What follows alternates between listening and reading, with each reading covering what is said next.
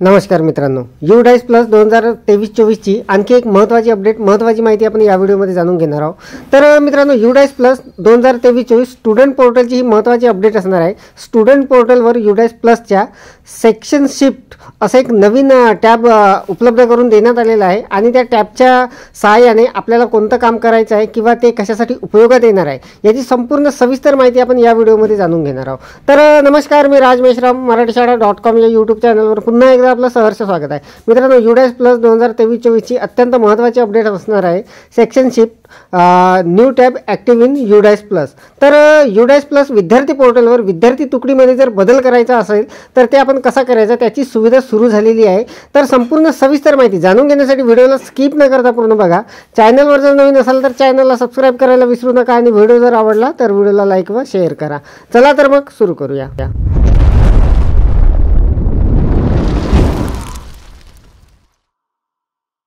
मित्रांनो बघा, मी माझ्या मोबाईलच्या क्रोम ब्राउझरमध्ये UDICE प्लसची साईट ओपन करून घेतलेली आहे आणि इथे UDICE प्लसमधील स्टुडंट पोर्टलला लॉग इन सुद्धा करून घेतलेला आहे। लॉग इन केल्यानंतर आपल्यासमोर अशा दोन टॅब येणार आहे। इथे आपल्याला 2023-24 यावर क्लिक करायचं आहे आणि संपूर्ण डाटा आपल्यासमोर येणार आहे। तर मित्रांनो, या अगोदर आपण प्रत्येक विषयावरचे UDICE प्लसची व्हिडिओ बघितलेले आहे, त्यामुळे आपल्याला या सर्व गोष्टी माहीत आहे। तर बघा, हा जो चेकबॉक्स आलेला आहे इथे आपल्याला स्कूल इन्फॉर्मेशन असणार आहे, इथे आपल्याला क्लोज करून घ्यायचं आहे आणि त्यानंतर अशा पद्धतीचा इंटरफेस आपल्या समोर येणार आहे। तर बघा मित्रांनो, इथे प्रत्येक टॅबची माहिती आपण बघितलेली आहे। तर इथे आता या डाव्या बाजूला ज्या आपल्याला टॅब दिसत आहे यामध्ये एक नवीन टॅब आपल्याला दिसणार आहे।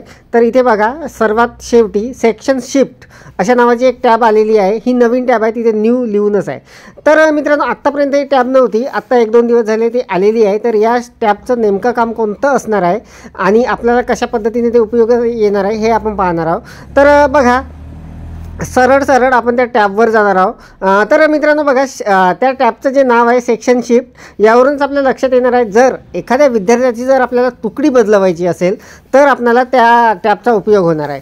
तर मित्रांनो, मोठ्या शाळेमध्ये बऱ्याचशा तुकड्या असतात, एकापेक्षा जास्त तुकड्या असतात। तर त्या शाळांना याचा उपयोग होणार आहे। जर एखाद्या विद्यार्थ्याची चुकून जर तुकडी वगैरे बदललेली असेल तर त्यांना ते तुकडी इथून बदलवता येणार आहे। तर बघा, कसं बदलवायचं ते मी आपल्याला लाईव्ह दाखवणार आहे। तर बघा, सेक्शन शिफ्ट हे जी टॅब आहे यावर क्लिक करून घ्यायचं आहे। क्लिक केल्यानंतर बघा, अशा पद्धतीचा इंटरफेस आपल्या बाजूला इथे ओपन होणार आहे। तर इथे सेक्शन शिफ्ट 2023-24 असं लिहूनच आहे वर। तर बघा, इथे सेक्शन शिफ्ट म्हणून लिहून आहे। तर इथे आपल्याला क्लास, सेक्शन आणि गो करून घ्यायचं आहे।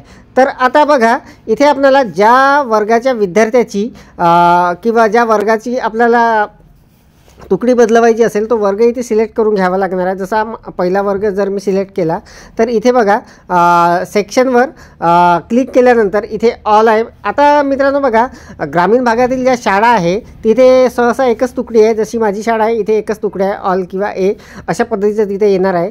परंतु ज्या शाळा मोठ्या आहे आणि तिथे जर काही तुकडी बदलवायची असेल किंवा चेंज करायची असेल, शिफ्ट करायची असेल तर आपल्याला या टॅबचं काम पडणार आहे तिथे। तर आता मित्रांनो बघा, माझ्याकडे जास्त तुकड्या नसल्यामुळे इथे अशाच पद्धतीचा इंटरफेस येणार आहे आणि इथे गो केल्यानंतर अशा पद्धतीचा तिथे दिसणार आहे त्या वर्गामध्ये नेमके किती विद्यार्थी आहे, काय आहे। तर बघा, मी आता इथे क्लास 1 करून सेक्शन ए तिथे सिलेक्ट केलं आणि गो केलं। गो केल्याबरोबर तिथे जे विद्यार्थी आहे बाकीचे त्या सेक्शनमधले, ते संपूर्ण विद्यार्थ्याची यादी तिथे आलेली आहे। अशा पद्धतीने 4 विद्यार्थी आहे। तर एकच सेक्शन असल्यामुळे इथे अशाच पद्धतीचं येणार आहे। आणि बघा, आता आपल्याला जर एखाद्या विद्यार्थ्याचं इथून जर आपल्याला तुकडी जर चेंज करायची असेल, मला करता येणार नाही, परंतु मी आपल्याला समजायसाठी हे दाखवणार आहे फक्त। तर बघा, एखाद्या विद्यार्थ्याची जर आपल्याला तुकडी चेंज करायची असेल किंवा बदलवायची असेल तर आपल्याला बघा, इथे त्या विद्यार्थ्याची नावं आहे, कारण आपण क्लास सिलेक्ट केलेला आहे आणि सेक्शन, ज्या सेक्शनमध्ये ते विद्यार्थी आहे अगोदर ते सिलेक्ट करावं लागणार आहे।